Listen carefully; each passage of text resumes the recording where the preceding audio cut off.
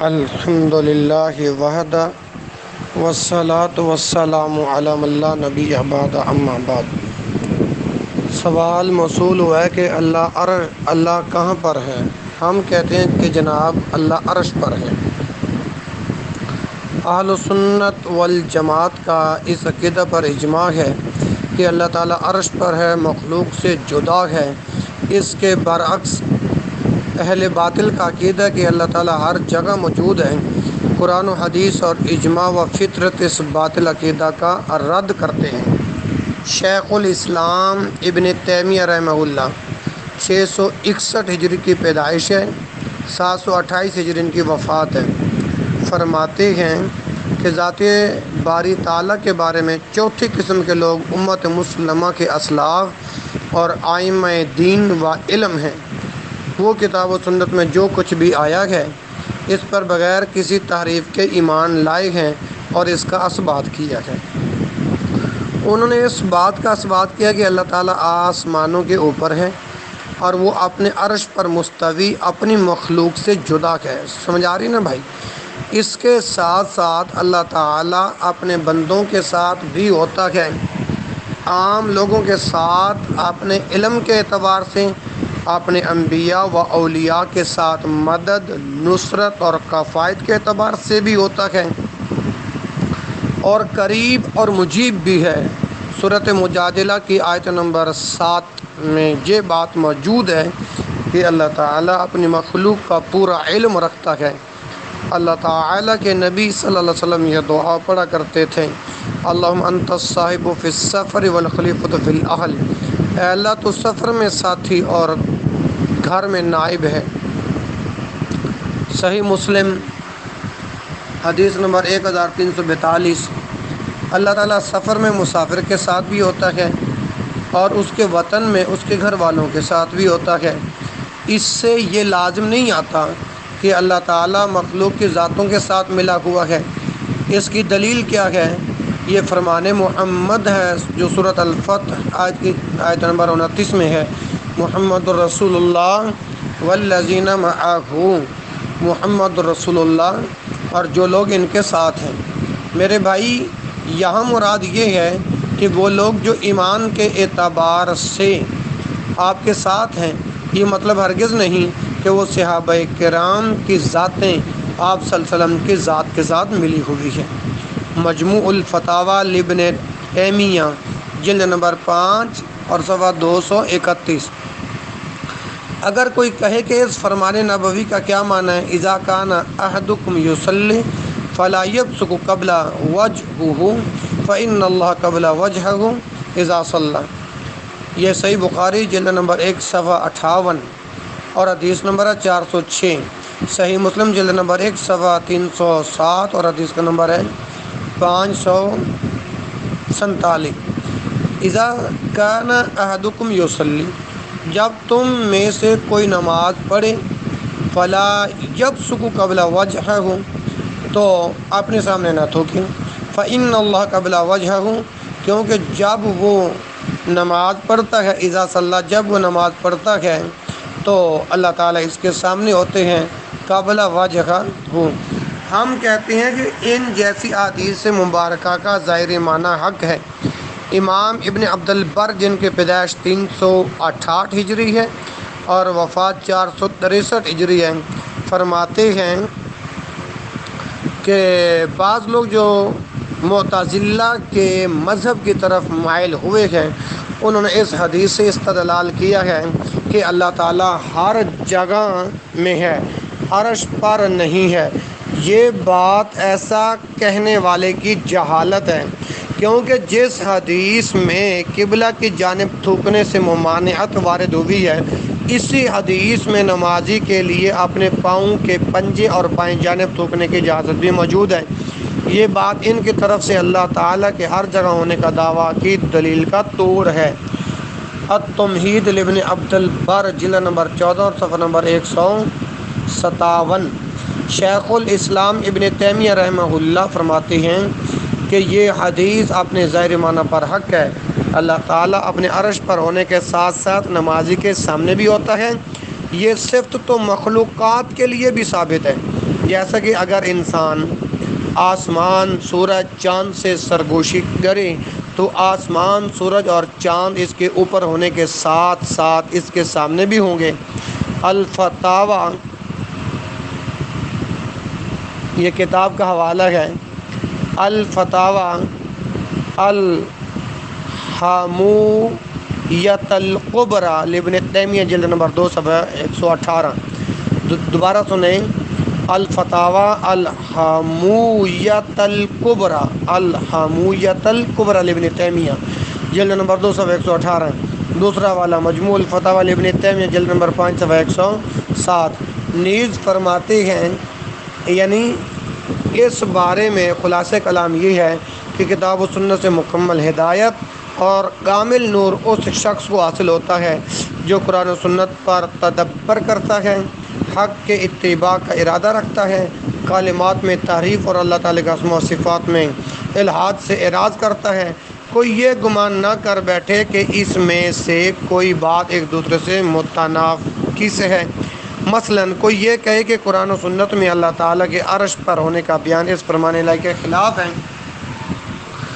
وہ فرمان کیا ہے؟ وَهُوَ مَعَكُمْ أَيْنَمَا كُنْتُمْ، اور وہ تمہارے ساتھ ہوتا ہے جہاں تم ہوتے ہو۔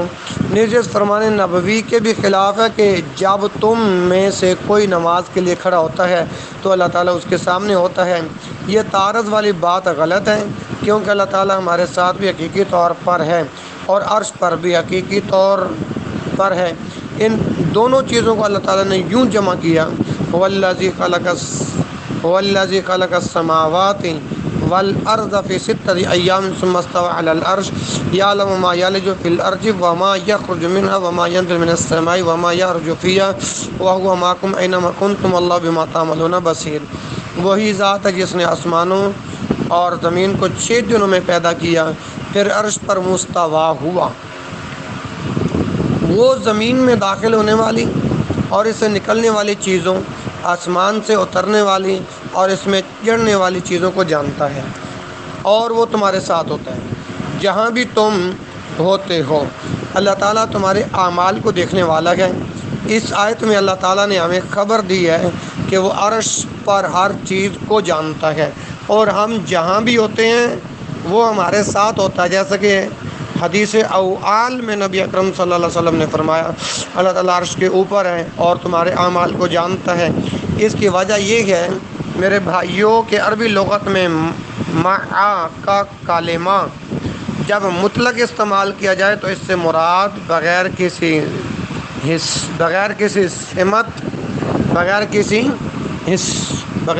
سمت اور ملاپ کے مطلق مقارنہ ہوتا ہے۔ اس سے مراد بغیر کسی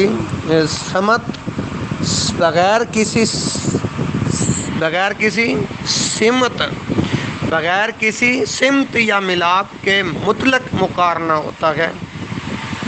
جب اسے کسی معنی کے ساتھ ملا کر استعمال کیا جاتا ہے تو اس معنی پر دلالت کرتا ہے۔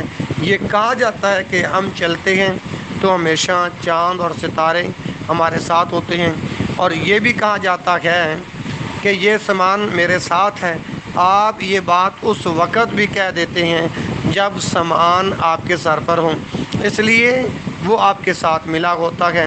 چنانچہ اللہ تعالیٰ اپنے عرش پر حقیقی طور پر ہے، اپنے مخلوق کے ساتھ بھی حقیقی طور پر ہے۔ پھر اس معیت یعنی ساتھ کے احکام مختلف جگہوں کے اعتبار سے بدلتے رہتے ہیں۔ جب اللہ تعالیٰ نے فرمایا کہ وہ زمین میں داخل ہونے والی اور نکلنے والی سب چیزوں کو جانتا ہے، پھر فرمایا کہ جہاں بھی تم ہوتے ہو وہ تمہارے ساتھ ہوتا ہے، تو اس معیت سے مراد یہ ہے کہ وہ تم پر مطلع رہتا ہے، تم پر گواہ ہے، تم پر نگہبان ہے اور تمہارے بارے میں خوب جاننے والا ہے۔ سلف صالحین کے اس بات کا یہی مطلب ہے کہ اللہ تعالیٰ علم کے اعتبار سے لوگوں کے ساتھ ہوتا ہے۔ فرمان باری تعالیٰ ظاہری اور حقیقی معنی یہی ہے۔ مجموع الفتاوی ابن تیمیہ جلد نمبر 5 صفحہ 102۔ عالم عرب کے مشہور عالم شیخ محمد بن صالح العثیمین رحمہ اللہ فرماتے ہیں کہ اللہ سبحانہ و تعالیٰ نمازی کے سامنے ہوتا ہے۔ اس سامنے ہونے سے یہ لازم نہیں آتا کہ وہ نمازی اور دیوار کے درمیان ہو یا نمازی اور اس سترے کے درمیان ہو جس طرف وہ نماز پڑھ رہا ہوتا ہے۔ اللہ تعالیٰ اپنے عرش پر ہونے کے باوجود نمازی کے سامنے ہوتا ہے۔ اس کی مثال یوں سمجھیں کہ جب سورج طلوع یا غروب کے وقت افق میں ہوتا ہے تو اس کا آپ کے سامنے ہونا ممکن ہوتا ہے، حالانکہ وہ بلندی پر ہوتا ہے۔ القول المفید علی کتاب التوحید جلد نمبر 2 صفحہ 6 ثابت ہوا کہ حدیث کا ظاہری معنی حق ہے۔ اس سے آیت کریمہ وَلِلَّهِ الْمَشْرِقُ وَالْمَغْرِبُ فَأَيْنَمَا تُوَلُّوا فَثَمَّ وَجْهُ اللَّهِ سورۃ القمر کی آیت نمبر 115۔ اور مشرق و مغرب اللہ ہی کے لیے ہے، تم جس طرح بھی رخ کرو گے وہی اللہ کا چہرہ ہوگا، سمجھنے میں آسانی پیدا ہوگی۔ اب وجہ اللہ کے یہ معنی بیان ہوئے، قبلۃ اللہ مراد ہے۔ یہ امام مجاہد بن جبر رحمہ اللہ الاسماء والصفات للبیہقی جلد نمبر 2 صفحہ 107 وسندہ حسن تفسیر طبری جلد نمبر 2 صفحہ 524 اور شیخ الاسلام ابن تیمیہ رحمہ اللہ مجموع الفتاوی جلد نمبر 6 صفحہ نمبر 14 تا 17 کی تفسیر ہے۔ نمبر 2، اس سے اللہ تعالیٰ کا حقیقی چہرہ مراد ہے۔ یہ اکثر ائمہ کرام کی تفسیر ہے اور یہی راجح اور صواب ہے۔ امام الائمہ ابن خزیمہ رحمہ اللہ جن کی پیدائش 223 ہجری ہے اور 311 ہجری میں ان کی وفات ہے، اس آیت کریمہ کو دلیل بناتے ہوئے لکھتے ہیں کہ اللہ تعالیٰ نے اپنے لیے ایک چہرہ ثابت کیا ہے جسے جلال اور اکرام کے ساتھ متصف کیا ہے اور اس کے لیے بقا کا فیصلہ سنایا ہے اور اس سے ہلاکت کی نفی کی گئی ہے۔ ہمارا اور حجاز، تہامہ، یمن، عراق، شام اور مصر کے ہمارے تمام علماء کرام کا مذہب یہ ہے کہ ہم اللہ تعالیٰ کے لیے وہ تمام صفات ثابت کرتے ہیں جن کو اللہ تعالیٰ نے اپنے لیے ثابت کیا ہے۔ ہم اس بات کا زبان سے اقرار، دل سے اس کی تصدیق کرتے ہیں۔ ہم اپنے خالق کے چہرے کو مخلوق کے چہروں سے تشبیہ نہیں دیتے۔ ہمارا رب مخلوق کے ساتھ تشبیہ سے مبرہ و منزہ ہے، صفات کا انکار کرنے والوں کے قول سے بہت بلند ہے، باطل پرستوں کے معدوم کہنے سے بھی پاک ہے، کیونکہ جس چیز کی کوئی صفت نہ ہو وہ معدوم ہوتی ہے۔ اللہ تعالیٰ ان جہمیوں کی باتوں سے بھی پاک ہے جو ہمارے خالق کی ان صفات کا انکار کرتے ہیں جو اس نے اپنے لیے اپنی کتاب میں اور اپنے نبی کی زبان پر بیان فرمائی۔ کتاب التوحید للامام ابن خزیمہ جلد نمبر 1 صفحہ نمبر 25 تا 26 کا ملاحظہ فرما سکتے ہیں۔ ھذا ما عندی واللہ اعلم۔